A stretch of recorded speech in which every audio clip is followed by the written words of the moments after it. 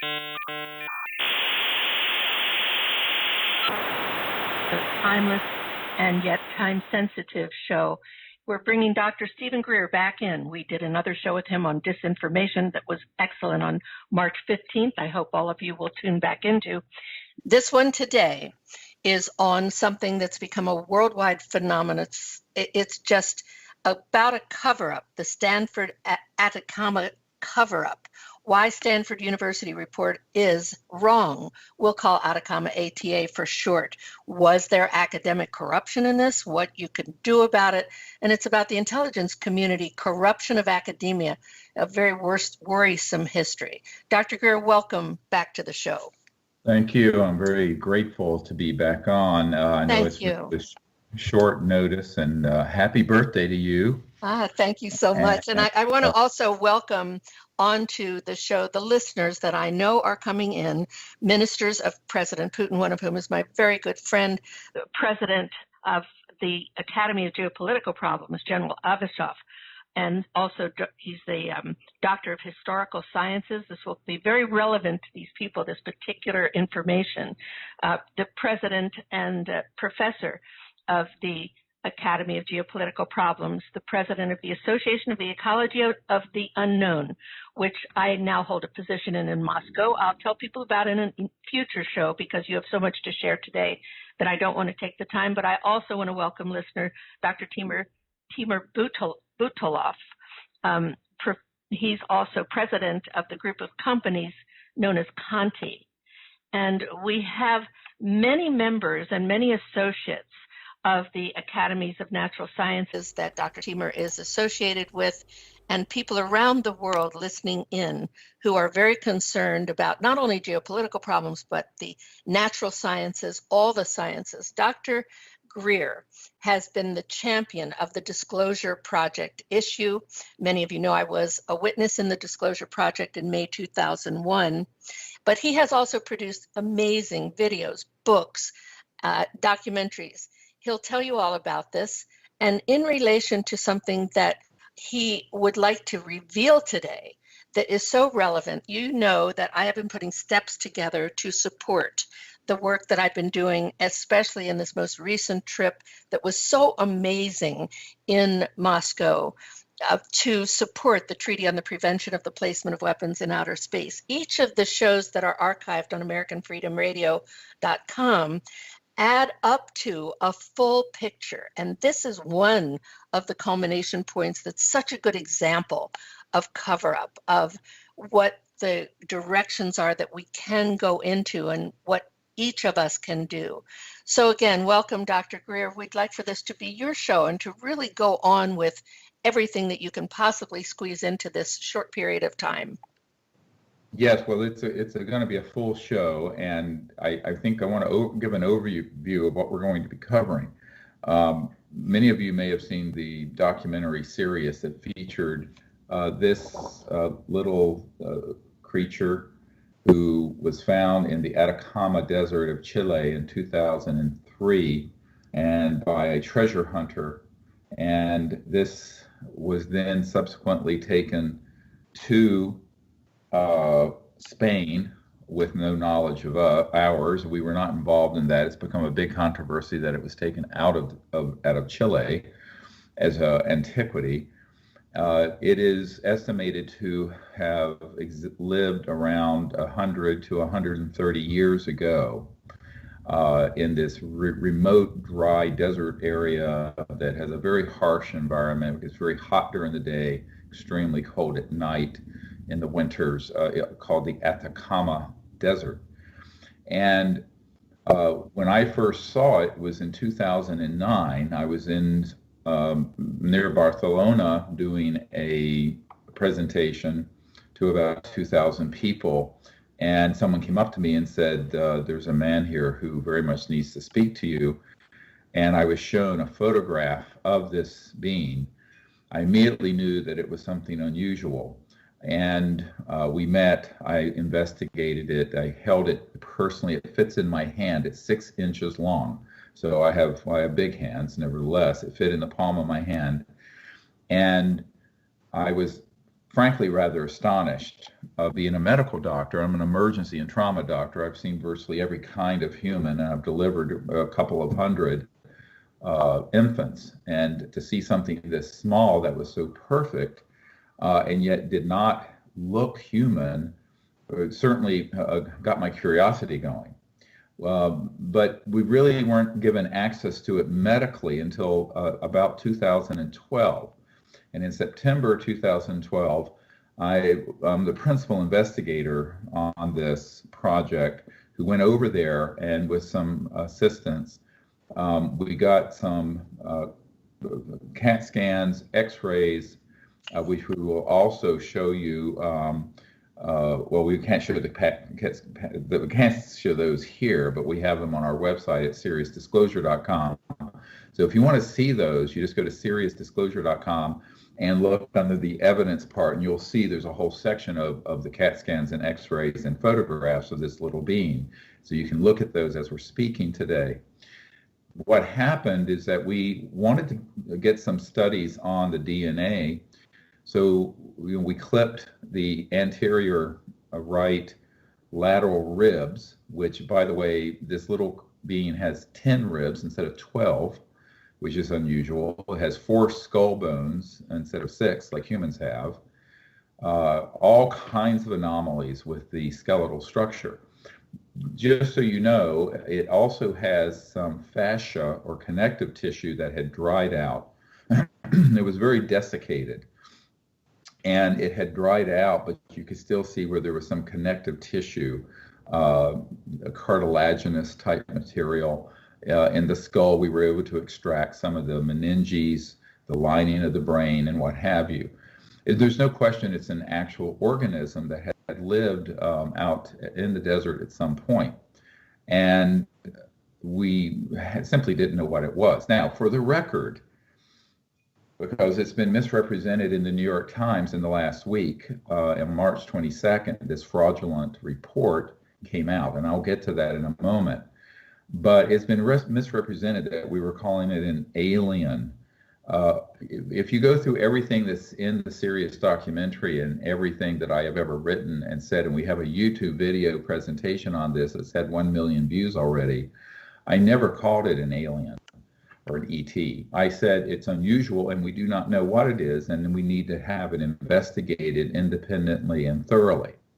Well, around this time, a man named Gary Nolan, who is the Harris Chair professor at Stanford University with a PhD, and his focus is immunology and genetics and what have you. And he has dozens of postdocs who work under him. I've been in his lab, reached out, and he had informed me that he had had an ET contact experience personally, that Dr. Nolan had had contact with ETs, and that he was very interested in the subject, and that he would be happy to be sort of an honest broker to do the genetic work on it. Many people in the last week have said, how did you get mixed up with Stanford, which has SRI and all these other entities that are connected to covert government contracting? Didn't you know that they would submarine this? I said, well, I trusted Gary Nolan to do a good job because I felt he was sincere and he had the credentials, and he also had the equipment that's very, very specialized to do the genetic studies on this specimen, which we knew was quite unusual.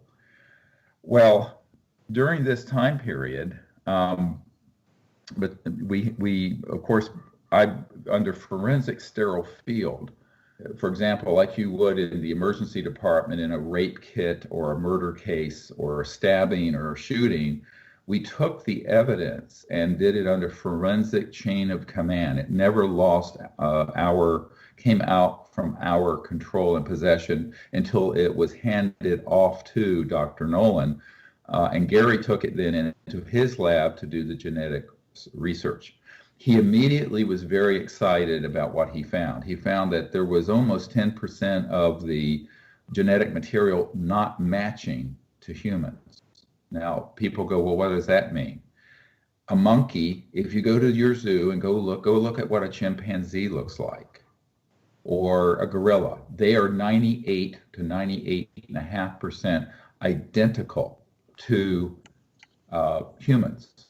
So this becomes a very strange now, because that is a very low percentage of matching. Because I don't know the specifics, but a fruit fly has a large number of their genes the same as humans, et cetera, and so on. A guinea pig has a very large number of genes the same as humans. So for it to be less matching, even if it was 98% matching to a human, this would be very, very unusual. And so he said, well, this is something very anomalous. And he had shared this information with a man who has asked to remain anonymous at this time because of the academic scandal that this has become. Now, let me be very clear. The man that I am referring to, I have checked his bona fides. He is one of the top geneticists in the world. He was asked to actually work with Watson and Crick, who discovered the DNA molecule, at Cold Spring Harbor in Long Island. And at one point, his own PhD supervisors were Nobel Prize winners. He has a PhD in genetics from Caltech and literally invented the crystallography of DNA and has done pioneering research for decades and is a man of enormous stature in the DNA field. He contacted me this past Sunday morning and said, this is an academic scandal of the first order of magnitude. And just to give you an idea of how far off the paper, which is in this journal, Genome Research. Now, this is one of the most prestigious scientific journals in the world. This paper appeared March 22nd. Now, that is a peer-reviewed journal. Now, what that means in America is that it's supposed to have gone through the review of people competent to examine the data and also to reach any conclusions so that it could be accepted or not accepted. When I spoke to this world-renowned geneticist, he said, first thing out of his mouth was, any peer review of this paper that Nolan had done would have received a 0 ranking, 0 grade, because he did no controls. He did no proper analysis, and it slipped through and got put in this prestigious journal. And now it's been front page news on the New York Times and CNN and BBC and every journal in the world, claiming that this is a deformed human girl that was an aborted fetus, and that it had 7 sudden magical genes never known before that caused the deformity. Now, one of the things he wrote, and this we just received in the last hour from this world-renowned geneticist, and I want to read this. Nolan says that the Chilean mummy has lots of random chance mutations, which affected 7 different genes for bone development all at once. If such mutations were really random, as he says, then practically every other gene of similar DNA length would have been mutated, meaning at least 1/4 to 1/2 of the 30,000 genes in the human genome. Quite obviously, if this were the case, then the fertilized embryo would never have been able to divide even once. Even an inherited single gene disorder, one gene mutated out of 30,000 can cause serious developmental problems. Now, this is dispositive. This statement by itself pretty much shows the complete incompetence and error of this report that has now gone all over the world saying the case is closed on this. Now, I think that this should be of great concern, even if you're not interested in the UFO and ET issue. The corruption of scientific research and the creation, of junk, the creation of junk science which has begun to come out through more and more of these peer-reviewed journals, has become an epidemic. We have a paper talking about this from the New Republic, where it was an overview where it said that 14 of the 14 most important referenced medical papers in recent times were never made their way into peer-reviewed journals and were rejected, while there were all these others that were getting in that were junk science. So there's something very seriously wrong in general. But in this case, the system broke down completely at Cold Spring Harbor, the birthplace of Watson and Crick, where the DNA molecule was first discovered, and for which, of course, they got the Nobel Prize, and their flagship journal, Genome Research.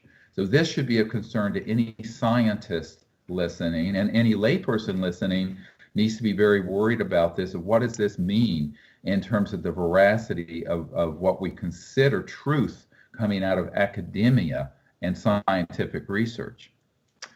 Now, somewhere in that period between October of 2012 and 2013, Nolan did before he'd even done all the research, did a 180-degree turn. And by the time the serious film came out, was said to the public that it was a deformed human, that even before he had run all the studies, he had reached his conclusion.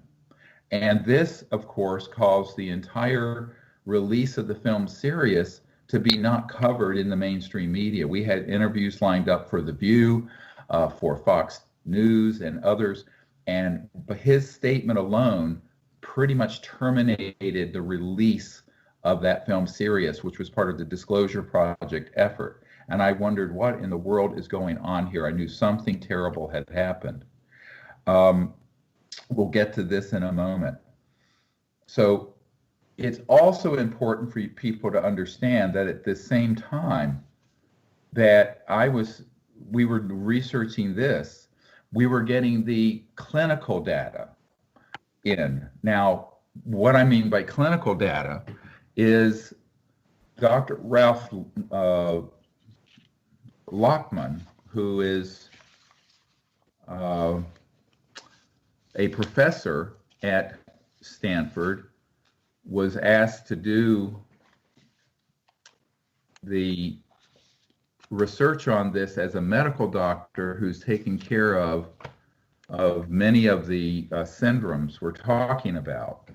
And Dr. Lockman's report, which is also on the website, I'm not seeming to be able to find it here where I thought it might be, but his report very clearly stated that this was a 6 to 8 year old child. Now, what does that mean? It means a 6 to 8 year old child that's 6 inches tall. Let me repeat this. And had been up walking around. Anthropologists in Europe, where there was some remaining tissue on the foot and heel, had said that this was also some sort of creature that had been up and walking around. Then we find in this report from Gary Nolan that they're saying that it was a fetus that was aborted that never touched the earth and was never up and around. So the report in the journal shows that this is, and I want to show an x-ray of a picture of me holding up this creature. That's me holding up, and you can see the density of the bones. It's so tiny that the whole being can be in what would normally be just a small view of one bone. And he also noted that all the different abnormalities, the fact that it had 4 skull bones instead of 6, the fact that it had only 10 ribs instead of 12, and yet it was a perfectly symmetrical being. It was not deformed. It was not like you would, if you go and Google, dysplasias of the bone and deformations of the bone, it was perfectly symmetrical. And so what we began to realize is that this was a global situation. Global meaning the entire being was different from a human. And in his report, which I have here, and you can see his signature. I don't know if you can see all of it. And I don't expect you to be able to read it. But what he says very clearly, it has 10 ribs at 6 to 8 years of age, and that it is, a genuine specimen. In other words, this is not a hoax or a model or something like that. So now this begins to be more and more worrisome. The information began to pour in clinically from around the world about other creatures like this. And I shared with Nolan that there was one found in Russia. This is why I wanted to do this on your show. And the Russian creature was, look at the back of the head of this one, was 1996. And it looked very much the same in terms of its skeletal structure. Here's one that shows the top of the head almost like a helmet-like structure that you can see. And even to the point that one part overlaps another and comes to a little twist or a point. And this was noted to be so similar to the Atacama humanoid that we got the genetics on. Now, the story behind this one was not only given to Gary Nolan, one of his PhD or postdoc students found all the evidence on the internet for it and remarked about how much it looked the same. And we have that correspondence from Dr. Nolan to them. So one of the things you need to understand about this, it says that the Russian one was eventually taken by the FSB. We need help in Russia relocating this, which had been the KGB. But prior to that, it was found, had 3 genetic studies that were done that showed that it did not have human genetics. However, it was later done by a state lab that declared it was a female human fetus. The same cover story as you see in the Gary Nolan report that's in the Human Genome. It's very curious. When I read this the other day, I thought, how strange that it started out the same way and it ended up the same way. It started out that people were doing real research on the Russian creature, and it ended up being just an ordinary human that had all these deformities. Now, the story behind that is that it's an area of Russia where there are a lot of UFOs seen going in and out of the mountains, and that area is noted to be a hot spot and has been for centuries of UFOs. Interestingly, where the Atacama humanoid was found, I just got this photograph from the Atacama Desert, is also an area that's noted. I don't know if you can see the photograph or not. Can you see it, Carol? Yes, we can see it pretty well. And of course, you'll have links to it, but it's quite amazing. Yeah, and this is a daytime disc classic over the Atacama Desert. And so the native peoples of that area, of both Russia and Chile, now these are separate continents, separate hemispheres, have seen these UFOs and have seen these small creatures, which apparently are just a little over a foot tall when they're fully developed. The specimen that we call the Atacama one, was apparently only a child of 6 to 8 years, or the equivalent in human years of 6 to 8 years. Look again at the skull and the overlapping bone of the one in Russia. And then you go back and you look at the skull structure, if you're on our website, of the one that we have from the Atacama Desert. There's a remarkable, and they both have 4 skull bones. whereas humans have 6. Now, Dr. Nolan had stated emphatically, if there were 2 of these anywhere in the world, it would rule out a spontaneous mutation of a human fetus. There's no way that you're going to have 2 of these that are 1 in a quadrillion chance. And yet he was given all of this clinical data and still came up with a genetic report that has been accepted by this peer-reviewed journal that says the case is closed. It's a deformed human Chilean girl that was a fetus. Well, this geneticist who has been doing this work with us has, and his remarks are somewhere, I will get them in a minute. The geneticist has stated that and I just want to emphasize some of these points that he made. When he first contacted us, he says, first of all, Nolan's story has changed completely since we first discussed the early results. Then he was ecstatic that he had made one of the big history-making discoveries. And despite his strong interest on that day, after that, we never heard from him again.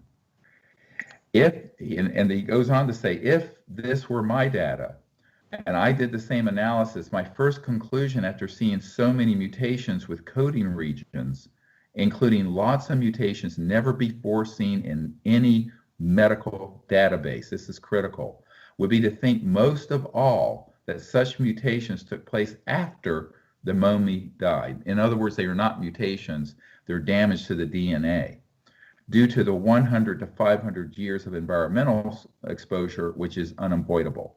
I would venture to say that the vast majority of molecular biologists would consider that as a primary hypothesis. Now, what Nolan and his colleagues did next was quite surprising, to say the least. They chose to interpret all of those many extensive mutations within DNA coding regions as genetically significant to the mummy while it was still alive.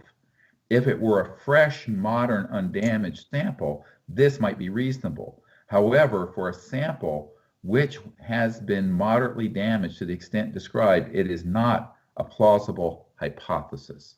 Now, what he is saying in this, I'll translate this for you, is that we have a paper from 2005 or 2006 that was published in a peer-reviewed journal about what's called ancient DNA. And just so you know, ancient DNA does not mean a mummy from Egypt from 5,000 years ago.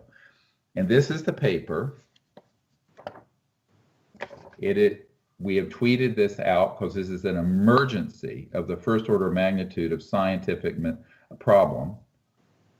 And if you look at it, the date, what does the date say? 2005 was when the research was done.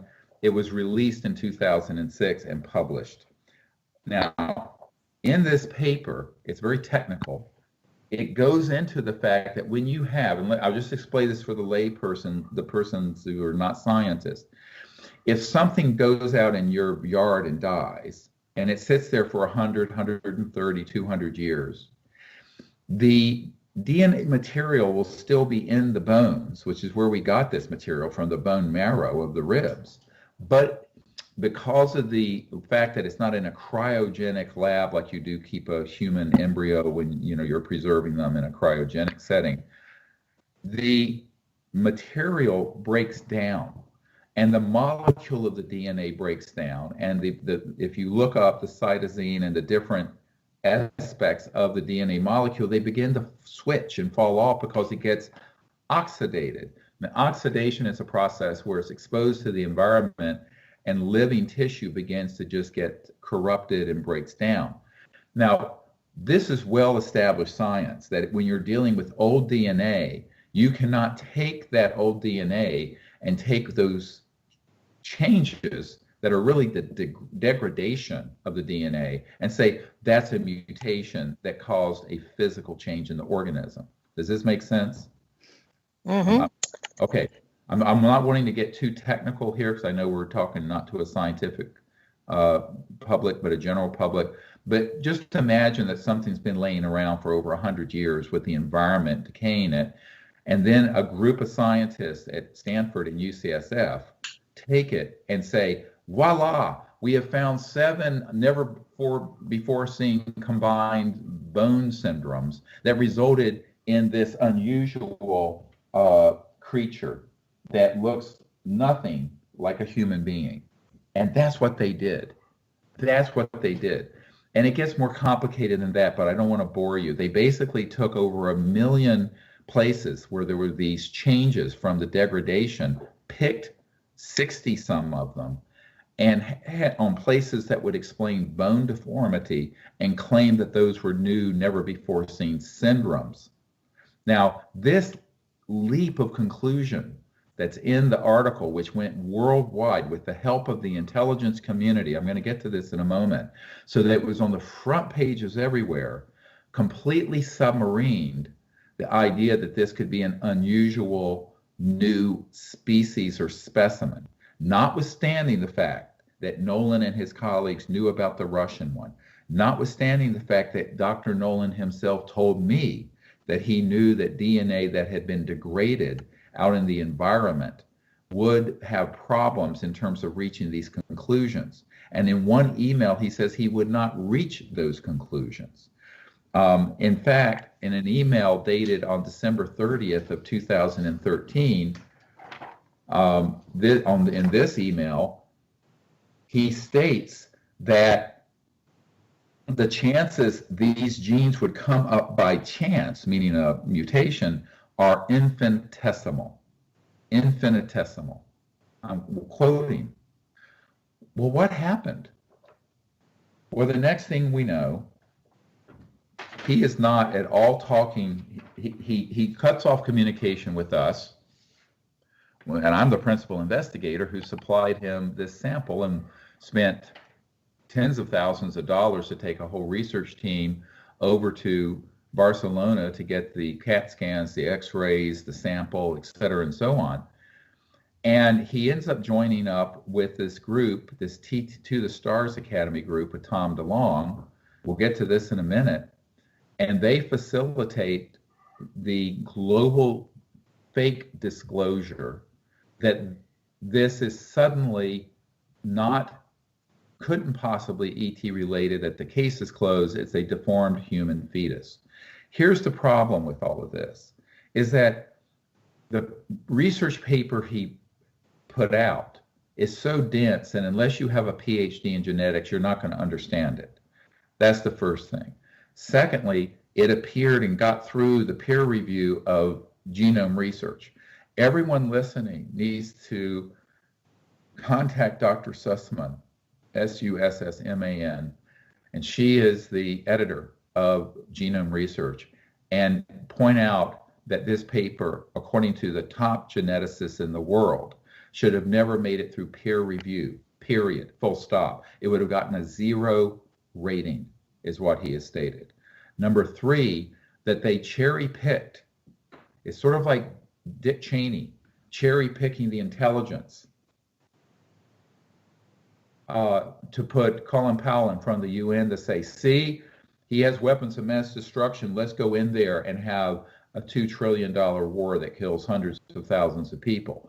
This is the scientific equivalent of what Dick Cheney did in terms of data, but because of people's respect for that journal and the fact that the corruption between the media and the intelligence community facilitated this obscure report on this obscure case being headline front page news worldwide, the whole world thinks the case is closed, when, my friends, the case isn't even begun, because there's another case that has to be done. We are calling for a full investigation of Stanford, UCSF, Cold Spring Harbor, and Genome Research Magazine, the process of how this made it through peer review when this top global scientist has said absolutely it should never have been published, and also how was the data manipulated.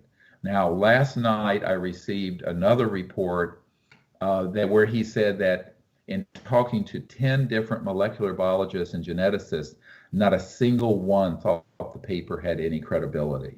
Now, I'm a medical doctor. I am not a PhD geneticist. So I am relying on these other experts. But these other experts are saying this is completely without merit. Now, how does something without merit make its way into one of the most, if not the most, prestigious genetics research magazine on earth? How does that then become front page news on the New York Times and CNN? I think we need a full investigation for the possibility, now we can't prove this, of some kind of deliberate act of corruption.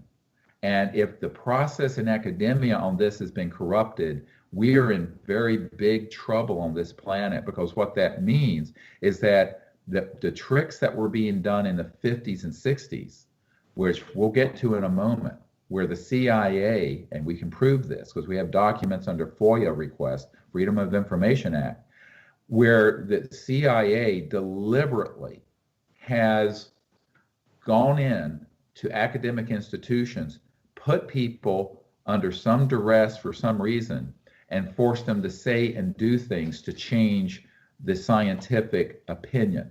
Let me give you one very famous example. Probably everyone listening knows about Project Blue Book.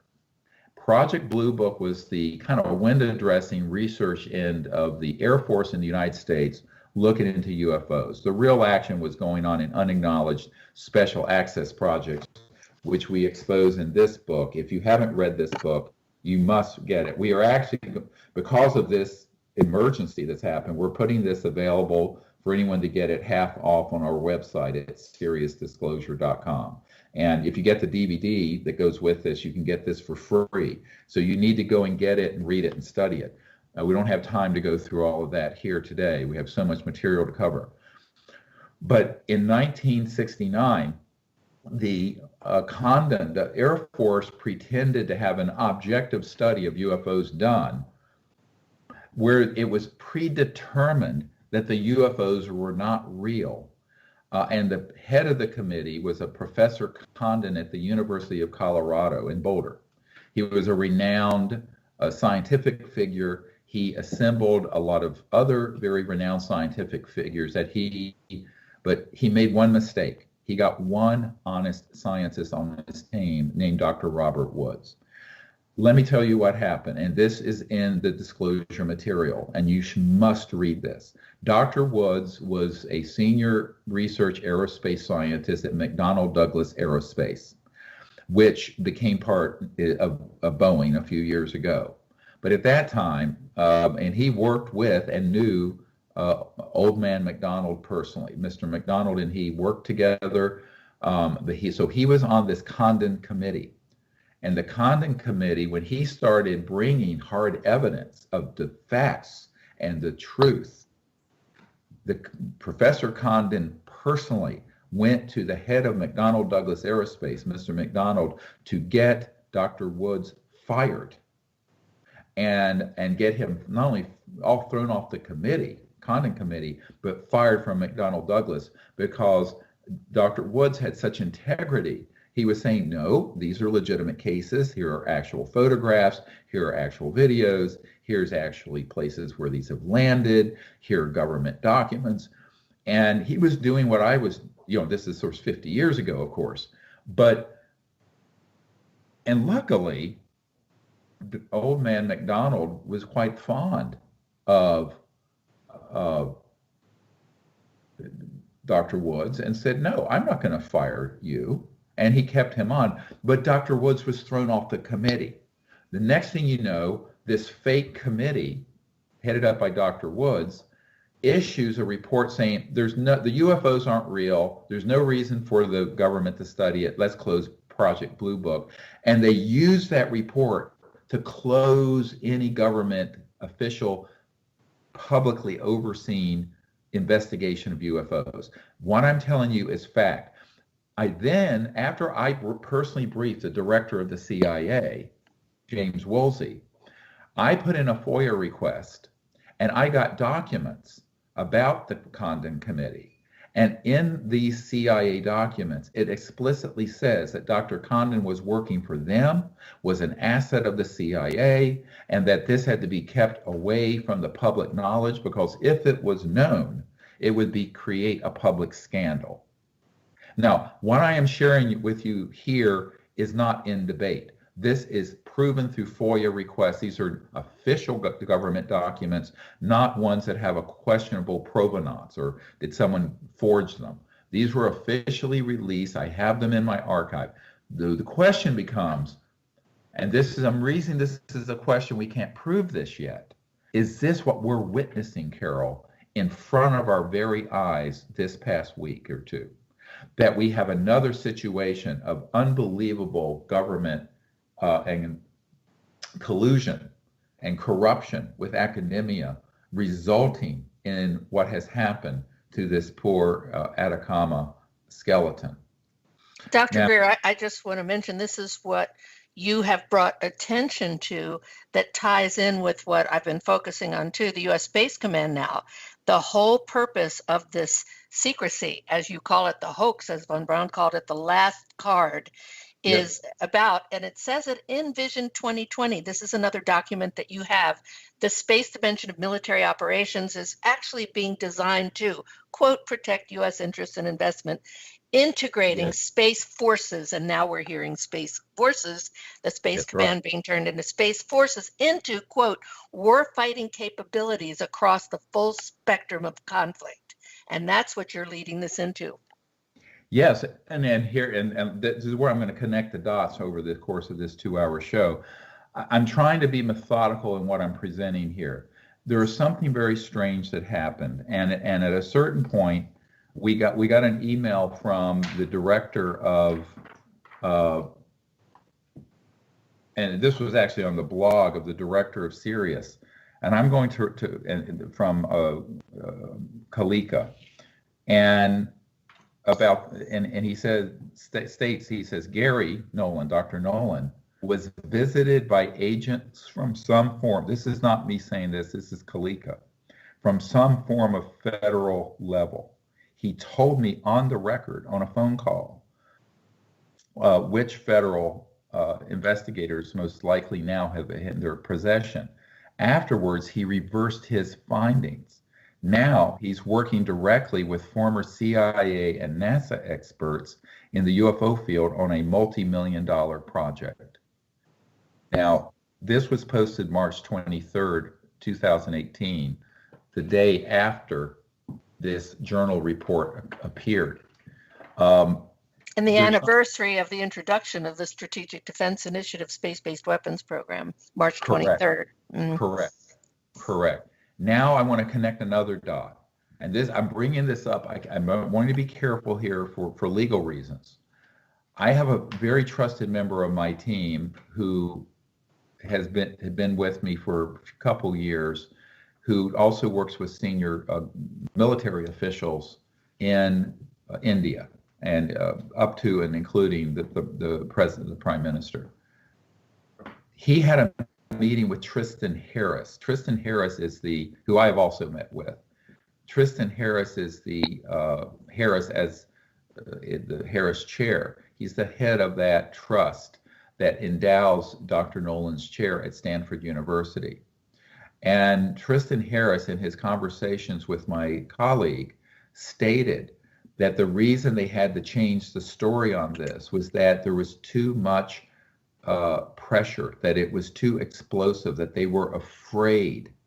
And what my associate said is that it was quite clear there had been some sort of threat or inducement to cause them to not want to say what this skeleton, which anyone who wants to go on our website and look at it, who is a doctor or even a layperson, will conclude certainly is not a human, will say.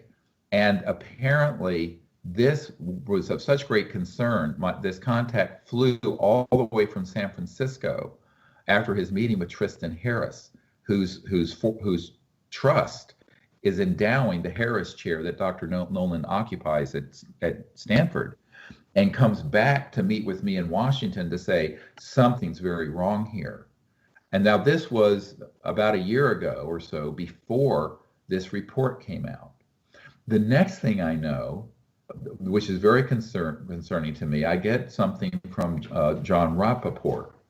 And John Rappaport is an investigative reporter who was drilling down on this strange little group known as the To the Stars Academy. There's an aging rock star named Tom DeLonge who sort of headed it up, but he has apparently become somewhat manipulated by many of these people in the intelligence community. And this report goes through who these folks are.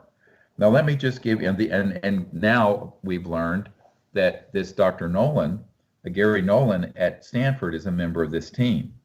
One of them is a guy named Luis Elizondo. He was the Pentagon chief of a secret program from 2007 to 2012 to study and explore UFO activity. Of course, it was all couched as a threat, and it was funded in part by the Pentagon, our tax dollars. It was $22 million that then went to Bigelow Aerospace, some of it. And this particular person, Elizondo, we did a research on him. Senator John Warner, who has been a member of the cabal keeping this secret, he's now retired and he's 90 years old. His son told me that one of his closest friends, who just retired from the Office of Naval Intelligence, stated that Elizondo was the master counterintelligence disinformation person he had ever seen at the Pentagon. And he is the person in the center of this To the Stars Academy group. Just giving you the facts. So I think what we need to do is stick with the facts here. Now there's another man, Jim Semivan. He's from the CIA Directorate of Operations for 25 years. Dr. Hal Puthoff has been working with the National Security Agency, General Electric, Sperry, Stanford University, interestingly, and SRI International, and regularly advises NASA and the Department of Defense and the intelligence communities. Chris Mellon, he served 20 years in the federal government, Deputy Assistant Secretary of Defense for Intelligence, and interestingly is a descendant of Paul Mellon, who along with Allen Dulles founded the CIA. More about this later. Norm Kahn, who has a 30-year history with the CIA. And then you get down to the second page of his report, Dr. Gary Nolan, of the Ratchford and Carlotta A. Harris Professor in the Department of Microbiology and Immunology at the School of Medicine at Stanford. And it goes on and on and on and on and on. Very worrisome, because you know them by the company they keep. And what I'm saying here is there is this, at the time that we handed off this precious, one of a kind, we'll never get a sample like this again, of the bone marrow of this skeleton, the Atacama humanoid, to Dr. Nolan. He was enthusiastic. He reported to this top geneticist that there were amazing findings, that 90% of the DNA didn't match to humans, which is much, much less than a chimpanzee or a gorilla. And the next thing you know, he's on this advisory group chock full of counterintelligence spooks, CIA people, Pentagon people, and then all of a sudden, after 5.5 years of a delay, this report goes into the world's most prestigious genetics journal and gets headline news all over the place, saying, case closed, there's nothing to this. This smells like the Condon Committee. It feels like the Robertson panel. Now, what was the Robertson panel? A little bit of history. In the 50s, we have documents, a whole sheaf of documents from the FOIA requests from the CIA that we did, that describe the Robertson panel being a 1950s iteration of this process, where they talked about engaging scientists to hoax UFO events and photograph them, later come out and prove they were a hoax, but make them look like actual UFO pictures and things that are being reported by the public. Now, this is not a contested document either. So this kind of corruption of academia and then collusion with big mainstream media outlets, which, as you know from the Air Force intelligence officers reporting in the movie and the book Unacknowledged, states very clearly that they used to carry bags of cash. I'm quoting. Richard Doty said point blank, we would carry bags of cash to affect the outcome of a story or to get the cooperation of these editors and national security correspondents at the national media in the United States. So there is no question that the media has been corrupted by these illegal, unacknowledged special access programs, and that the fourth estate is dead. Some years ago in the 1990s, I met with a guy named Bob Schwartz. He was on the board of Time Life magazine. And he said to me, he says, Dr. Greer, we have become scribes taking dictation from the right hand of the king, that we absolutely have no independence when it comes to something this explosive, and that the fourth estate, the press, is dead on this. And they will only report what the intelligence community tells them to report.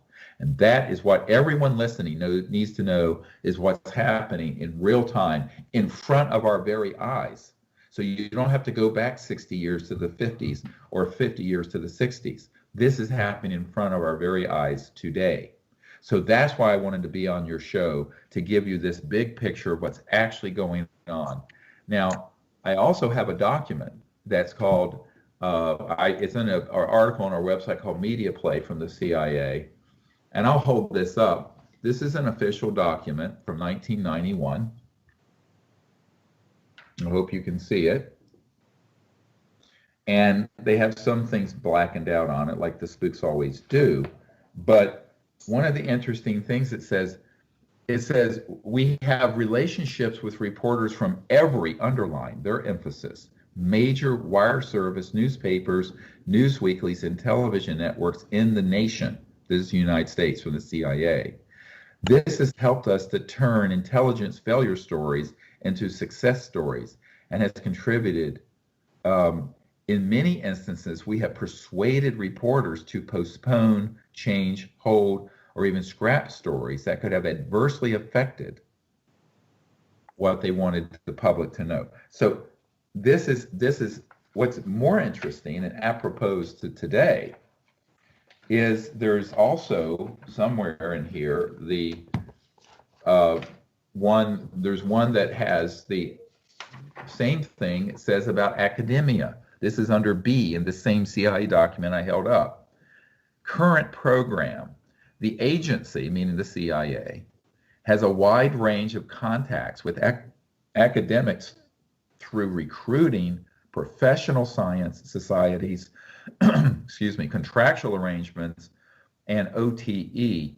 We have recently been designated the focal point for all information about CIA's relations with the academic community, and that we are engaged in recruiting scholars in residence, etc. This is very concerning. This paper states point blank, we're corrupting academia. Now, just so you know, it is illegal for the CIA to do anything in the United States. That would be the FBI's domain. And here we have documents talking about the corruption in the media and academia. And in this case, this poor little Atacama humanoid case, we have a headline news all over the world. Here's the LA Times saying, case closed. This 6-year-old 6-inch creature is in fact a fetus that we aborted. This is unbelievable scientific misconduct. And in the next portion, please stay with us. We're going to take a very short break. We're going to go much more into the science of the DNA, the intelligence community, and what's happening in the corruption of the media, and a call to action, including in Russia especially. Please listen in, my friends. We look forward to this next half with this packed information. We have only just begun this show. Thank you, Steve. We'll be right back, everyone. All right. Welcome back, everyone, to the Carol Rasmussen Show, March 30th, 2018, with Dr. Stephen Greer in this special show that is about the uncovering of the cover-up of Atacama, but much, much more. Some of this is going to be technical in this part, so stick with us because we're going to wrap it around into what people can do. Dr. Greer, welcome back. Thank you. One of the things I wanted to get into, and when you look at this Atacama humanoid and you look at the density of the bones, and this is something that's a little medical and technical, but stay with me. Everyone's heard of osteoporosis, right? When your bones become thinner, don't have as much calcium in them as they need to have, and you take supplements. When you have a womb, fetus in the womb, there's no gravity. It's like it's in a one of those floating chambers. The fetus is just floating in fluid. It's called amniotic fluid. And there's not a lot of calcium or bone density. And when the baby is born, having delivered many babies and taken care of trauma in babies that have been in terrible accidents, their bones are almost like Gumby bear. They're like Gumbies. They're flexible because it's mostly cartilaginous material, as opposed to hard bones that crack and break. Does this make sense? Sure. The reason for that is that they haven't been up walking around, bang, bang, bang, moving, it's a developmental phenomenon. So one of the things that Dr. Lachman observed, and the radiologists in Spain, in Barcelona, who were excellent, observed, as soon as the images, just X-ray images came off, we did those before the CAT scan, they said, oh my God, what the hell is this? I remember them gasping because the bone density was that of a normal child. It wasn't of a fetus. And the size, 6 inches, they were assuming this was a fetus. And when they looked at the bone density, they said, well, there is absolutely no way this is a fetus that was aborted or a miscarry. This absolutely, it was a organism that was up moving around, because the other thing is that there are cells called osteoblasts that this is why people, as they get older, if they walk around more, they have stronger bones, because osteoblasts are stimulated to lay down more calcium by walking and moving and working out. That's why it's important for people, those of us getting older, to stay active. Now, what people don't understand is that a fetus, the X-rays, if you go to look at fetal X-rays, and you can do this on your own, Google it, you will see that the bone density of those versus this Atacama humanoid are vastly different. Any radiologist, medical doctor looking at those, even a radiology tech, will go, this is not the X-ray of a deformed fetus, full stop. So when we knew that it wasn't a fetus that was rejected by the time we got the X-rays out of the machine in 2012 in Barcelona.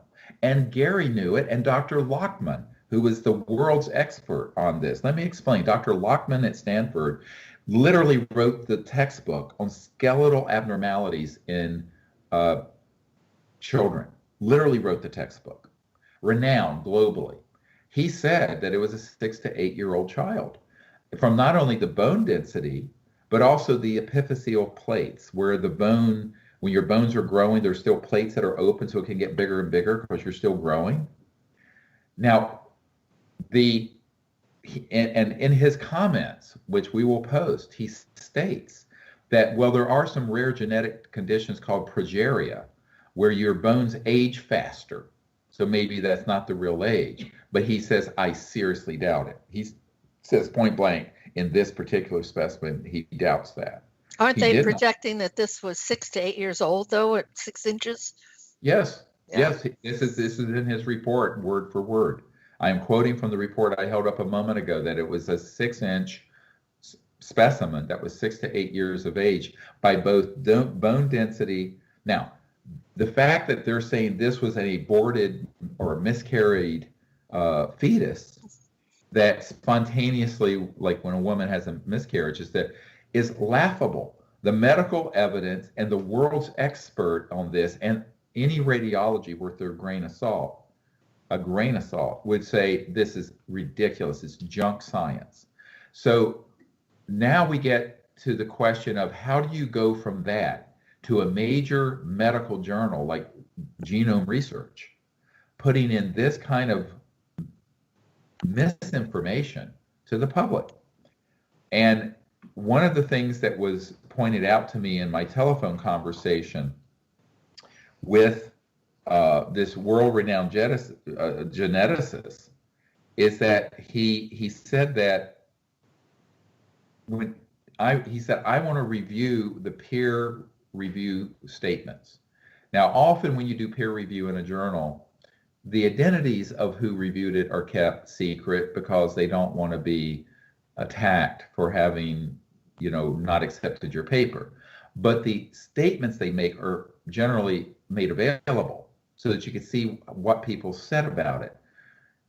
The senior editor at Genome Research refused to give this renowned geneticist the comments and the review itself, how it was peer reviewed. What are they keeping secret? He knew that there was something very fishy there because apparently it must have been a junior editor who slipped this into this prestigious journal, and now they're running scared at Genome Research magazine. He also says that someone walking off the street into Stanford maybe could have made these mistakes on the sequencing and the fact that this old DNA is damaged, but anyone would have done the controls and not reached these conclusions. He said that they were obviously cherry-picked, and out of millions of changes in the DNA, they picked about 60 to create this predetermined hypothesis. And he said it would be headline news if there was one new genetic syndrome found in a living specimen. That they are claiming that there are 7 of them is laughable and implausible. I'm quoting. The data does not support the conclusions of that paper at all. So I think that this gets into the question of there's been a breakdown in the peer review process. There's been a breakdown in oversight at Stanford. There's been a breakdown in the people at publishing this, but also the science writers. If you're a science writer for the New York Times or the Washington Post or CNN, you should have asked people, is it plausible that this unusual looking creature that had all this other evidence from Dr. Lockman, from the radiologist, the CAT scans, is actually a fetus that was miscarried? They would, if that data were put in front of any competent doctor, medical doctor, they would have said, no, this is ridiculous. And if anyone who would have gone through, now granted, it took 4 days for this world-renowned geneticist to go through the data files to see where the errors were made and where the cherry picking happened. And this caused him to conclude that what they did is that they had a foregone conclusion, which we know they did, because Dr. Nolan made statements to the public in 2012, or 2013, when the movie Sirius was coming out. It's a deformed fetus. I mean, it's a deformed human. It's human. End of discussion. And that was reported in Science magazine and everything.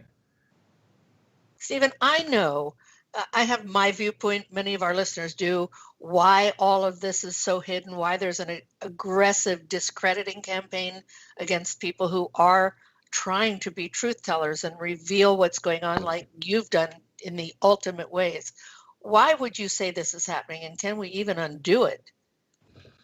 Well, for the mainstream public, I don't think there's any undoing. I mean, we are irreparably damaged here because the scientific journals and the mainstream media have colluded on what is, I think, one of the largest scientific misinformation campaigns in modern history.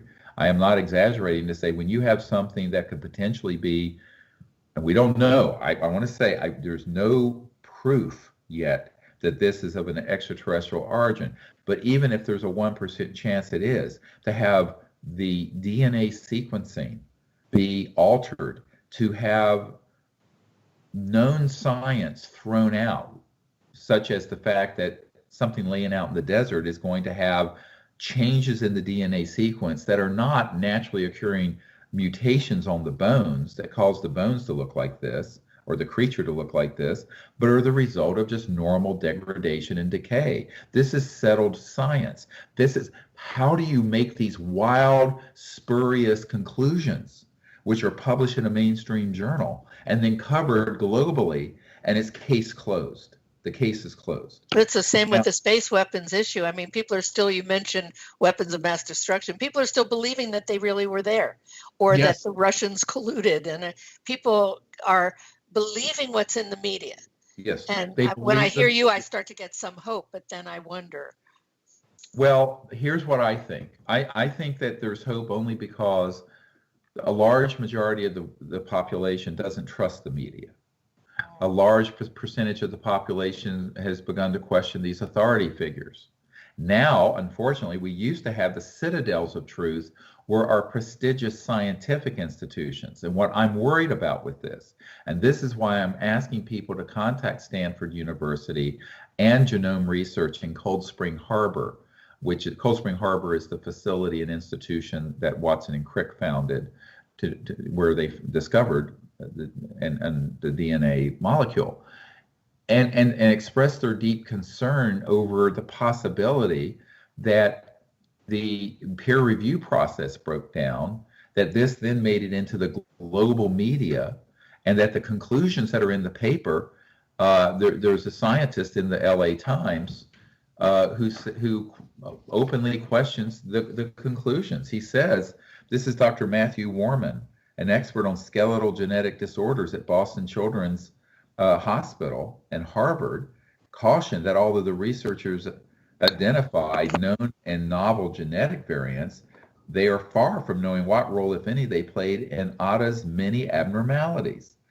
It's possible the genetic variants identified in the new research could be responsible for one or more of these events, but if he were advising Ada's bereaved parents or immediate relatives on her genetic condition and told them about their risk, I would be very cautious to use any of the data presented in this paper to draw any conclusions. Now, this is one of the renowned, this is in the LA Times. Those of you, if you can read, for God's sakes, read this. Here's my point. I'm trying to rest what we're doing on truth telling and facts. Fact. The world's expert in skeletal abnormality said it's 6 to 8 years old. Fact. The radiologists have said that it could not be a fetus because of the density of the bone material. Fact. Dr. Nolan himself thought it was something extraordinary until 2 unconfirmed reports of federal agents approached him and he changed his tune 180 degrees. Fact, there were no controls done for this study, which this world-renowned geneticist has said would have rendered it thrown back. If you were just doing your PhD and didn't even have a chair, the Harris Chair at Stanford, the paper would have rejected with a 0 grade, he said, because there were no controls done on the study, and that the conclusions were based on cherry-picking sequencing that is almost certainly the result of oxidation and damage to the genetic material. And then on top of it, to say there were that many major genetic syndromes in one conception, one fetus, it would, he said, that amount of genetic damage would have resulted in its inability to even divide once as an embryo. In other words, to go from a single cell zygote into an embryo. It couldn't have even divided, never mind been miscarried or born. So none of this adds up. And so the only conclusion you can reach is, and he stated this to me, it's the level of incompetence of the scientific data is so great that you have to conclude one of 2 things. Either a big trick is being played or there is massive scientific incompetence. Either way, this is a major, major story. We need to get to the bottom line. I am calling, as the head of the global disclosure movement and a medical doctor myself and a scientist, I am calling for a major federal and state investigation of Stanford University, UCSF, Cold Spring Harbor, and Genome Research Magazine and their peer review process. And I am asking all other scientists who have the ability to review this paper objectively and the data objectively, and to review the paper that was published in 2006 that is settled science about how much DNA degrades and falls apart when it's in the environment, to get involved with this, because I do not have a PhD in genetics. And the way this is going to rest right now, to answer your question, is that my opinion is not going to be reported. I had the Washington Post and National Geographic magazine both interview me about this report, and I explained all these problems to them. Not a single word of what I said appeared in the media, not one word, except on your show. Thank you, Carol. You are the only person that has allowed me to explain what our objections are to what could be one of the biggest scientific mishaps in history. Because we're not dealing with, oh, well, you know, they miscued something on an unknown primate. This could be a huge story that we were hoping could have broken wide open the possibility that we're not alone in the universe and there are other species of human-like creatures. And the fact that there is this Russian, we need help from Russians to get this specimen that was a big one. It was like this large. It was a full grown. It was not.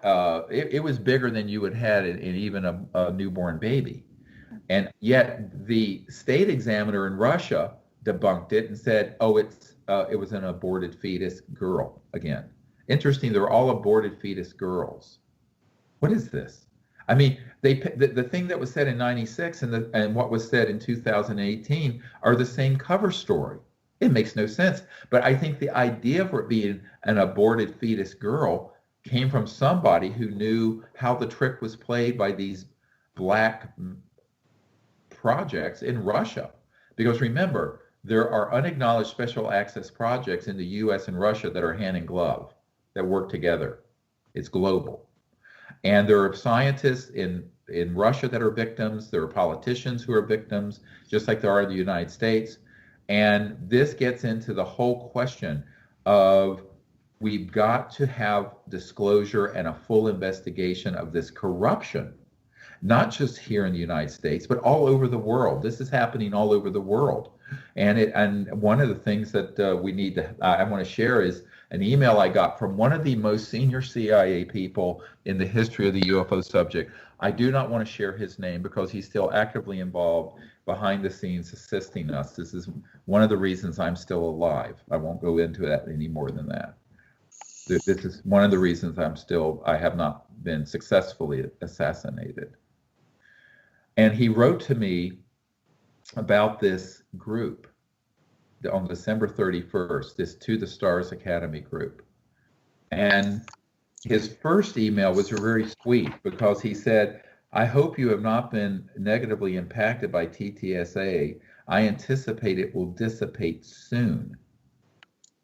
That was on December 30th of 2017. And then he said, when I wrote back, "No, I'm doing fine. I was expecting this. This is why I did the movie Unacknowledged. And the reason I did the book Unacknowledged was because we wanted to have this information in the public before they started running their scams, because I knew it was coming.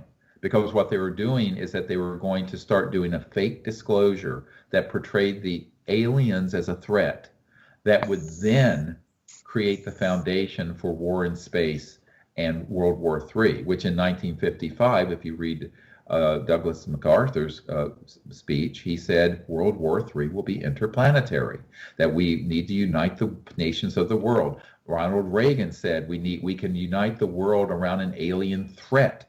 This has been worked on for 70 years. They have had a 60 to 70 year plan, long-term plan, to play the fake alien threat card, and we're seeing it before our very eyes. You and I've talked about this for 2 decades. but this literally, we're watching this play out before our very eyes. So here is this email that I get the next day. He says, I'm glad to hear all is fine, Steve. I have watched that rat pack, referring to these people that I named on the TTSA group. I have watched that rat pack run scams against the U.S. government, loony billionaires, referring to Bigelow, and now the average citizens. Keep up the good work. I've been studying this subject for over 35 years. This is one of the most senior people in the CIA on the committee dealing with UFOs and ETs. Literally, this man, whose name I will not disclose at this point while I'm still alive, was the man who, after I briefed the director of the CIA for Bill Clinton, was asked to go into the Oval Office to clean up the mess when it was found that this subject was real and that the president and the CIA director at that time was being lied to about it. So this is the man who literally has an all-access pass. Thank heavens for people like this, because even experts that we know, ministers of defense in other countries that we know and are friends with, have been sucked into this evil alien supposed scenario that's just not true, or we wouldn't be here, duh. So thank you for getting this information out into the people who are making contact with you, and I hope more and more will, because as we're hearing, they're safe. Their names are not going to be brought out, so that the people can be protected who are coming forward, unless they want their names to come out. Now, one of the other interesting things about this is that if we can get more scientists to go on the record, you were mentioning some that are contacting you from Bolivia, and study the details of the scientific report, it's going to be a house of cards, because I think the man that I have been getting all this great information from, who is very famous, doesn't want to be associated with a scientific scandal like this. But we need people who will be associated with it, because it's hard to take on Genome Research Magazine, which is the premier peer-reviewed magazine in the world. It's hard to take on Stanford University. It's hard to take on the federal government. But this is what I have been doing for, as you know, 28 years. It's a very lonely place. I need help. I'm making a call for other scientists to come and please help us with this process. And I think that one of the things that we find is that when you look at the data that was put forward by Dr. Nolan's team and then passed through to this ridiculous journal article, which should have been returned from the peer reviewers with a 0 grade, you find that there is, we have to find out, and I want to be careful. I'm not going to say that there was deliberate fraud here, but there was certainly many errors. There was errors in the analysis. There was lack of controls done. One of the controls he talked about doing would have been, before you did any of the other sequencing of the DNA, is to do a very simple direct test of how many errors there are in the base pairs of the genetics.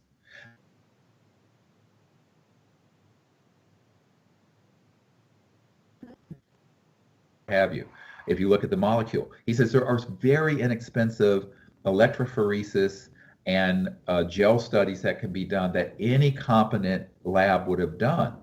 Instead, what they did, they used a computer program that does it indirectly, that was able, that you can then fudge the numbers to show that there's less damage.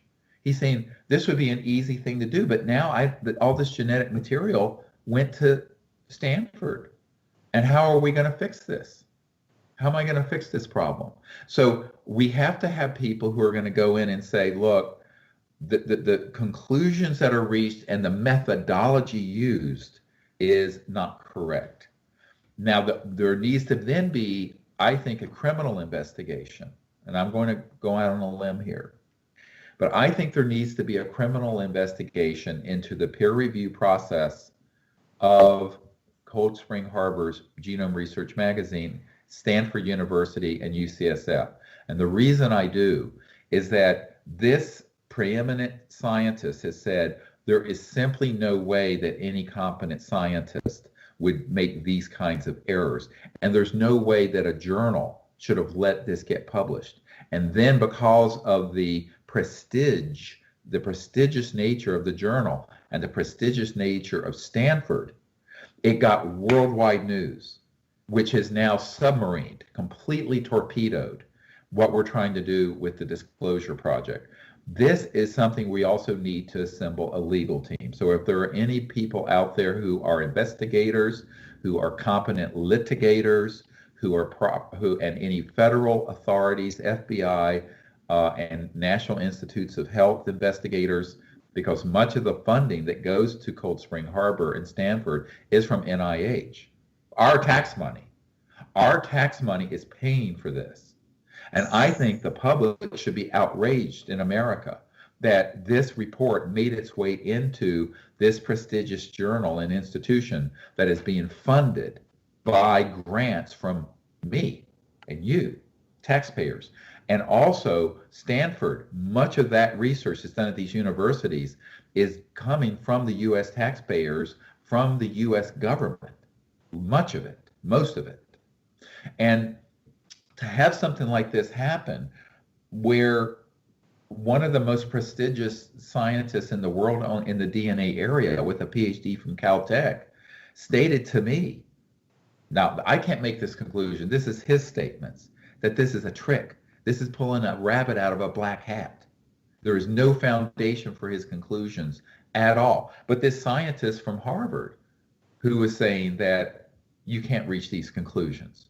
Because anyone who does ancient DNA research, let me just back this up. Let's say that you're a specialist in archaeology. You might be able to determine whether something's male or female, maybe from the old degraded DNA. You would never claim you have 7 new genetic syndromes, never before seen in combination in the world, that would result in this phenotype. Phenotype meaning the physical expressed form of the genetic code. No one, nobody in archaeology genetics, no one in ancient genetics, no one with competent scientific credentials. And trust me, the people who were doing this at Stanford, Dr. Nolan and his colleagues, are very competent. So how can you can't say, well, there's complete incompetence because the people are competent. There has to be an element of something very dark going on here, possibly. So you're saying that ancient DNA cannot be used to extrapolate genetic conclusions, but to a living organism, to an organism that was a living organism. It cannot be done. That's what that paper in 2006 stated. And that you might be able to speculate, but you couldn't reach hard conclusions. You might be able to say maybe this alteration is a mutation that occurred naturally, but it might have been just because the DNA decayed, was falling apart, sitting out in the desert for over 100 years. The point I'm making is that no competent scientist would have reached those conclusions. Who has a passing superficial knowledge of ancient DNA that's been degraded. But at the same time, very interestingly, a very inexpensive test that should have been done at the first part of the research, which would have been the control, would have uncovered how much of that DNA they were sequencing had damage in it. Oddly, that wasn't published. And yet, I think it might have been done initially because the first emails I got from Dr. Nolan were that it was only 91% matching to humans. Now he's claiming it's 98%, but that's through this indirect measurement, not a direct measurement. So has there been manipulation of the methodology and the statistics and the bioinformatics? All of this is suspect. It's all very suspect, and there needs to be a full investigation by people who have competency in these areas, which frankly, I am a clinical medical doctor. Now, what I do have competency on is to say that this is 6 to 8 years old. Now, he's claiming that it was in the womb as a fetus, and that this progeria gene caused it to age as if it looked 6 to 8 years of age while it was still a fetus. Well, this is nonsensical because the bone density would not have been there at that level, and that this combination of progeria, this advanced bone aging, with all these other abnormalities, including only 10 ribs, and that you see in trisomies, a genetic cluster called trisomies, all these things in one organism, in one creature, it just is, it's frankly laughable. It doesn't pass the laugh test. Look at the shape and the size of the skull with 4 bones instead of 6. What is that? So suddenly he's claiming, well, there could have been nitrates in the environment where these mines were, where the mother was living, that caused all these magical bone genetic defects to happen all at once in one organism. Well, then how did it happen in the organism in Russia that has 4 bones and looks very similar, like an adult version of this? The clinical case, even the genetic sequencing, don't add up to the conclusions. So why make those conclusions? Why not just say, we don't know what this is? I am still saying, and I have UFO pictures from this part of the Atacama. I have testimony given to me by people who have been there, who were investigators, like Alex Chianetti. Alex Chianetti gave us that UFO photograph that I'll show again from the Atacama. And what's interesting is that Alex Chianetti, my assistant's going to get me this photograph again, said that he has interviewed people directly who have seen these little beings walking around out in this remote area of the Atacama. What's this? So you have to put the whole case together, is what I'm saying. You can't just cherry pick, oh, there's some DNA strands here.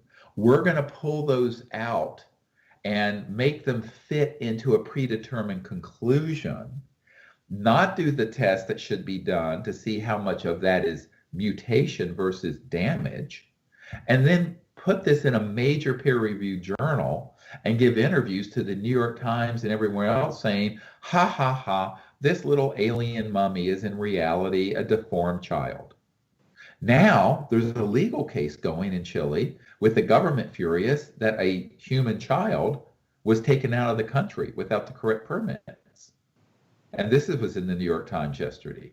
Now, of course, neither I nor Dr. Nolan had any part of that. There was a treasure hunter who found the little specimen, sold it to this man in Spain, Ramon, who then let us take a sample. So we didn't take it out of the country. We have no participation in that scandal. But that's another scandal that's brewing. Are there other countries involved in this too? No. It came from Chile and was purchased by this man in Spain and was taken to Spain, where it's remained. Now I believe it's in the Barcelona Museum. But it's created a huge governmental kerfuffle in Chile, and the scientific community there is furious that this specimen was taken out of the country. I think they're going to be more furious, however, when they realize that it was taken out, but the science being done on it appears to be junk science. Because what a shame, you have this once in a lifetime opportunity to do, or once in 100 years opportunity to do this kind of scientific research, which ends up being somehow twisted into these wild conclusions that there is an alien baby syndrome that's a human, where there are 7 different bone defects that happen all at once, magically. And it's all based on a wrong interpretation of the DNA data. This has been proven by this other scientist who went for 4 days through the database that was with this paper. So I think we have to get down to the bottom of this. And I think that I am calling for the public to contact they can contact me at this info@seriousdisclosure.com. And if there are other scientists, and the misconduct can be reported at there is a Office of General Counsel, violations of conduct and can go to a helpline. It's 650-721-2667. And it's compliance@stanford.edu. So I will put this up just so many people could get a screenshot of it. Now, for those of you watching the YouTube link, you're seeing this on video. Right now, most of us are listening live on the radio. So either way, the links will be at the bottom of the YouTube videos, Okay. and also on AmericanFreedomRadio.com in the archives. Yeah, and I think that what we are eventually going to do is collect all the comments from these scientists and the report from the 2005 study saying you cannot conclude what he did based on ancient old DNA that's been in an uncontrolled environment out in the desert. And we'll post it on our website and we will put it out there. We're still collecting all of this, but I want to collect more. The reason I went on your show is that I want to get more evidence from the Atacama, from researchers. I'm waiting to get some firsthand interviews of people who have seen more of these little creatures walking around. We want more information on the Russia case. Apparently a Japanese news crew went over there before the FSB confiscated the Russian being, and they got a lot of material and evidence, and we want a full investigation in Russia to find where this body went. Where did this small, unusual looking body went? Where is it now? Has it been incinerated? Is it in a lab? Is it in an underground base? Did it get taken out of the country and brought to the United States, where it's in a black project? We need to know where this is. So there's a great deal of research. What I'm saying is the case on this is not closed. It's just opening. But the New York Times, everything that's fit the print, of course, what a joke, has said case is closed and that it's a deformed human girl. Now, I don't know what it is. I want to go back to the fact that in the film series, at the press conference after, and to this very moment on this date in 2018, I am saying, I don't know what it is. I honestly don't. And an honest researcher will say that because I don't have a database of ET DNA to match it with. You see what I'm saying? I know the CIA does. In fact, in this email I got from this senior CIA official, he was talking that he's studying something that doesn't match to their, quote, alien DNA database. They have that. That's explosive, what he admitted in that email. That's another story. But that it isn't a human, but it also doesn't appear to be, quote, an alien. And of course, I'll have to have a conversation with him. It's probably a PLF, a program life form, the fake ones that they use to abduct people with. He's probably, one of those probably got captured. Remember, 99% of everything you will ever read and see on this subject is hoaxed. 99%. That includes all the abduction data, the mutilation data, everything that is portraying these aliens as a threat to us, as harming us. It's all a lie. It's all been hoaxed. And we've known this for 20 years, 25 years. And everyone in the intelligence community at a senior level know that. Now, they won't say it to the public. There are those like Elizondo, who is head of the Threat Assessment Office at the Pentagon, to spin it in the direction of an alien threat, like Werner von Braun told you they would. But we're seeing now what we're in front of our very eyes, Carol. We are seeing played out before us what Werner von Braun predicted in the 70s. Well, for sure. In fact, you see boxes all around me. My husband and I have now moved to another location so I can start working more on this, focused with it, especially with my Russian colleagues who know what you're saying. They talk about the disinformation, the different perspectives, belief systems, interpretations. And it's why I kind of stopped working with this community that is focused on selling books and tapes and conferences and poster people. But it isn't changing anything. I'm interested in working with people who want to cause a change. If it's possible, we've got to come together and finally tell the truth. we have Yes. nothing to lose. If you listen to Dr. Guy McPherson, who supports your work, of course, he's an expert who's been on the show several times. He says that because we're not waking up to the truth and facing it, it's very possible that the whole human species will not be here within 10 years or less. It could happen in a blink of an eye. And if you look at what's going on the planet, I could list the different things, but won't take Sure. the time. Or the bigwobble.org, you read about it and see pictures. You see we're in really dire grave conditions Yes, all we over are. the world. So We what are. you're doing is so vitally important. And would you give all of your contact information, the Netflix information about the documentary, how people can reach you? Let's get that right in to make sure we don't miss this opportunity for people to Sure. contact you and what you would like for people to do. Well, we want people to contact us if they have more information and are whistleblowers on the possibility of corruption in this case, whether it's at Stanford or UCSF or at Cold Spring Harbor and Genome Research Magazine. We need whistleblowers to come forward. We need people to come forward who are scientists who further review the data and who are experts in ancient DNA to make comments on the legitimacy of these conclusions that were reached. We need the public to contact all of you listening, that office at Stanford, and also the editor of Genome Research Magazine, Dr. Sussman, and to get to express your dismay at how this has been handled. And eventually we're going to ask that everyone, we're going to put a clipping file together of all the media that has carried this outrageous story, to ask them to investigate the truth and to retract these statements that they have made. Because the media, as you know, has colluded with the intelligence community on this. There's no chance that the media just discovered this obscure journal. How many media people know about genome research? How many people know? Suddenly it goes from appearing in that to being worldwide news overnight, when all the work we have done putting together the hard evidence of the proof of ET and UFO research has never been covered by them? Never.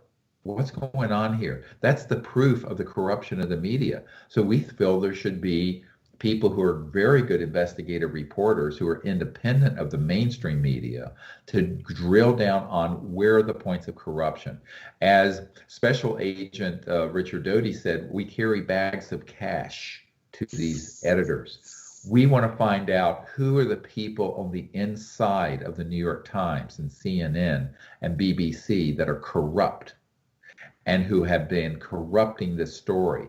And then as soon as Elizondo and this disinformation rat pack want to have this one gun camera footage case in December, on December 16th known, it's worldwide news, whereas the #1 documentary in the world unacknowledged, that's on Netflix and iTunes and everywhere, on the subject has never been mentioned in any of the mainstream media. Why? Because in the documentary, we have you talking about this hoaxed alien threat. We have an expose of the corruption of the media. We have an expose of the corruption of the academic community, because we mentioned the Condon report, and of course this is before all this. This is another whole documentary that we need to create here. We need help with that, by the way. But I think that the public needs to understand that there's something very fishy going on, and that the fact that all of this has become headline news based on a poorly done study that has reached outrageously wild, implausible conclusions by any common sense analysis, never mind if you're a PhD in genetics. But the people with PhDs are looking at that and going, this is utter junk, complete junk. So how does that make its way onto the front page of the New York Times? How does that make its way into Cold Spring Harbor's flagship Genome Research Journal, where Watson and Crick discovered the DNA molecule? This is an outrageous series of events. This is global news. Now, whether it will ever be covered honestly, I don't know. I've been doing this for 28 years, and I've never seen the media treat this subject honestly yet, because they're in the back pocket of the intelligence community. That And paper certainly not in this country and allies. When I was in Russia, traveled internationally, it does go out, but not here. Yeah, well, maybe the news media in Russia, or Russia Today, or Pravda, or the Chinese news agency will report this. But it's something that needs to get reported globally. We're on this planet together, 7.7 billion people. We have very limited time to fix this problem. And this question of, are we alone in the universe? How are they getting here? What are the technologies they're using to get here? And could that save the world's environment and eliminate poverty and the collapse of the ecosystem? Yes. So that's why I'm doing this. I left my medical career to do this, because in the heart of this issue, and the disclosure, factual, truthful disclosure of this issue, is the ability for the human race to go forward, not only in space peacefully, but to live on this planet without destroying it. Because the technologies that they've kept from us, just like the information they've kept from us, would give us free and clean energy, no pollution, soundless travel, anti-gravity. We would never need roads again. We would never need any pollution. Poverty on this planet would be eliminated in 1 generation. There would be no poverty on this planet in 1 generation. All of that is possible still, Carol, but it isn't going to happen until we as a people come together and make it so. And I think that that's one of the real calls to action. Everyone from Vladimir Putin to the president of China to Theresa May in the UK, many of these people, they all need to understand what's at stake here. And the reason that we have had this case submarined is that they're trying to move everything you and I are doing aside, so that they have a clear playing field for the alien threat announcement. Mm-hmm. This is what I wanted to get to at the end of your program. Mm-hmm. What is the point of all this? Now, I don't think Dr. Nolan understands this, because this is past his pay grade. In the intelligence community, they would know. But there is a methodology being followed here. Let's discredit anything related to the actual truth and people doing truth telling like we are on this. And let's magnify the people who are the running scams, as the CIA guy says, about the TTSA group and the counterintelligence and CIA people who are fronting for this cabal, who are trying to prepare the world for the alien threat so that we can spend trillions of dollars on a fake threat that doesn't exist and put weapons all over space, which has just been announced. This is an existential crisis. People think this is sort of some gadfly, weird little thing on the side about this life form, this Atacama humanoid, and what you're doing. No, this is the future of the human race that's at stake here. You know it, I know it, everyone knows it. And the pieces are being put together to support everything you're saying. Even Elon Musk, whose top people told me he will not support the words peace in space, not even to continue the cooperation, which is all there is in outer space right now, let alone mention the signing of the treaty to ban all space-based weapons, which would open up all the truth and disclose all and let the portals of information come in. No. So people have a hard time discerning, though, for who to listen to. And what you've done is put together a constellation, not of Elon Musk's kind of satellites to cover the world, which has just been announced he's getting ready to do, but you've put together a constellation of people and information that is amazing. Right. And this is what we have. I mean, if you go to our website, SiriusDisclosure.com, SIRIUS Disclosure.com, there are links to dozens of military and intelligence and corporate whistleblowers who are giving you real information. There are all the images of this, the CAT scans, the Dr. Lockman's report from Stanford, all of that is there. We're being as transparent as we can possibly be. And we're always trying to say, we're not alone in the universe. We have been visited. The technologies have been developed from studying this that could save the world's environment and create justice and peace here and in space. But it has to happen in a way where there now has to be a groundswell. People are going to have to get first outraged that they've been left out of the loop, but then take constructive action. And we need more whistleblowers to come forward, and we need more people in high places in Russia and other countries, because I'm very patriotic. My mother's family were some of the original prisoner of war with the British in founding the United States. But I have to say, I think the United States has become a lost cause. The corruption here is so bad. The corruption of the media, the collusion with academia and the media and the intelligence community is so entrenched that we need help from Russia and China and Brazil and Chile and Bolivia and wherever, France. We need countries to understand, don't wait for the United States. And this is one of my messages to Vladimir Putin and to China. Do not wait for the United States. The United States, at this point, has lost its ability to lead on this matter. And in fact, it is the crown jewel and the global secrecy on this. It is the biggest economy. It has the most technology. It's where most of the assets are that are based on these advanced weapon systems that they've been studying from these ET craft. The United States is not going to give up that position. The rest of the world needs to come together with a space peace declaration and treaty. They need to disclose what they have in their archives. They need to come together with us to develop the technologies and get them out to save the planet's environment. And they need to just do this regardless of what the United States is going to do. Because I have personally been involved with this from the end of the George H.W. Bush period, the briefing of President Clinton, when I was working with Lawrence Rockefeller and the CIA director for Clinton, with the George W. Bush period, where Andy Card, his chief of staff, walked out the day we did the Disclosure Project event and took that entire 500-page briefing document and took it back into the White House for Bush to read. That happened, by the way.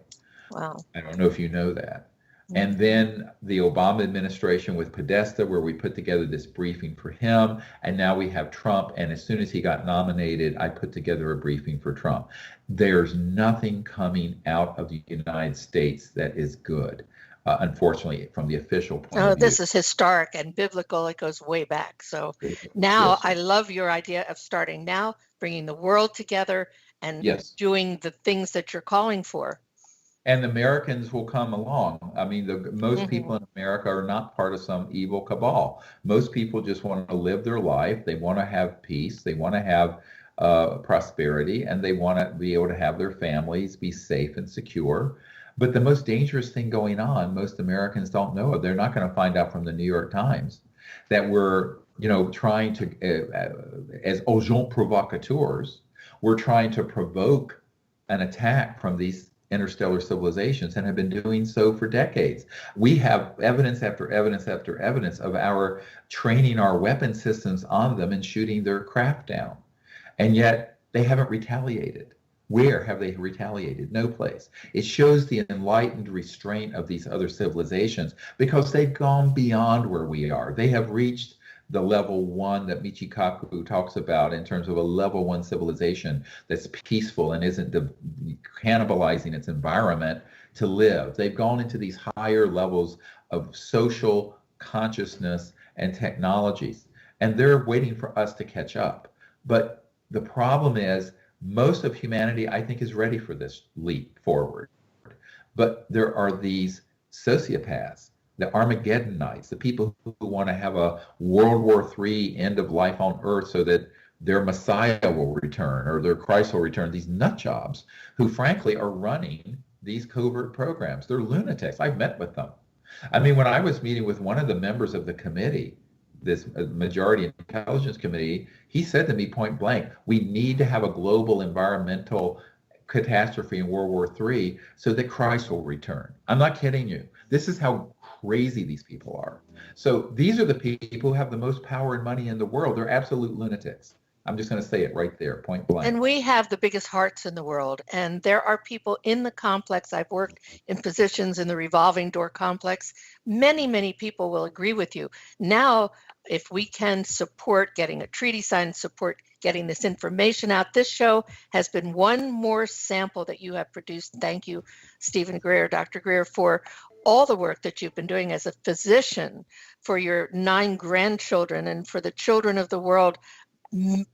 hundreds of millions of them who are starving right this minute and suffering with disease, poverty. Right. We can change it thanks to your kind of vision. Well, please contact us at seriousdisclosure.com. People who want to see what's happened with Unacknowledged, which has in the last year been the #1 documentary in the world. I think the release of all this disinformation by the Rat Pack that this CIA guy calls these guys has happened because they know that there are 100,000 people a day seeing the documentary Unacknowledged. 100,000 people. And that's why, at our online store, if you want to get this book, you can get it half off, or you can get it for free if you get the DVD of the Unacknowledged movie. So we're doing this because we want to move this out. You can then do showings of it in your community centers. Just get the word out. This is all viral. We're not going to get help from the New York Times, but we, the people, can do it. I have faith in the people.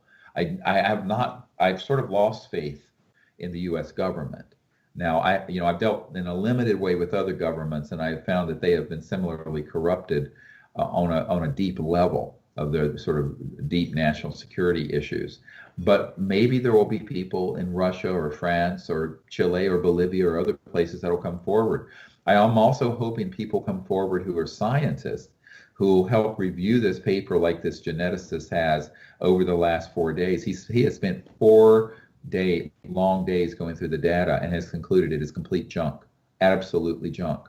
And I think that the public needs to file a complaint with Stanford and with Cold Spring Harbor. But if there are scientists out there who are sincere truth tellers, who are willing to be named in this, they need to contact me, because this is the only way.